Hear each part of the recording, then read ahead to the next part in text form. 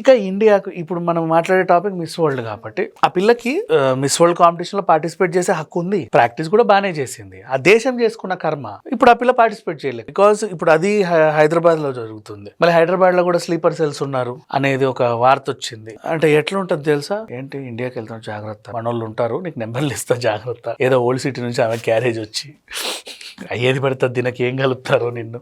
సరే ఇంకోటి, వచ్చావు ఒకవేళ నువ్వు మిస్ వరల్డ్ అంటే చాలా కాన్ఫిడెంట్ గా నడవాలి కదా. ఇప్పుడు మిస్ ఉరుగ్వే అంటే ఆవిడ వస్తుంది హ్యాపీగా నడిచేసి వెళ్ళొద్ది, మిస్ అర్జెంటీనా వచ్చేస్తుంది, మిస్ ప్యూటోరికో వచ్చేస్తుంది, అలాబామా వచ్చి నడుస్తుంది, మిస్ పాకిస్తాన్ అంటే నీకు బిక్కు అమ్మో ఇటు నుంచి ఎవడొచ్చి ఏం చెప్తాడు అన్నట్టే నడుస్తావు, నీ కాన్ఫిడెంట్ లెవెల్లే ఉండదు నీకు. అసలు అక్కడ అడుగు పెట్టినప్పటి నుంచి భయమే కదా, నువ్వు వచ్చి కూడా వేస్టే, నువ్వు గెలవ్వు. ఎందుకు, అడుగు పెట్టినప్పటి నుంచి నీకు భయంగానే ఉంటుంది, ఏం చేస్తాడో ఏంటో, ఎవరు వచ్చి అటు ఇటు చూస్తూ ఉంటావు, ఎవడ నీకు మేకప్ మేడం అని అర్థం చూపించడానికి అంటావు. ఇట్లాంటి పరిస్థితులు ఉంటాయి. వీళ్ళు తీసుకున్న నిర్ణయం మంచిదే, అందరు ఉంచారు తెలుసా, అన్ని దేశాల్లో ఉన్నాయి ఎక్సెప్ట్ పాకిస్తాన్.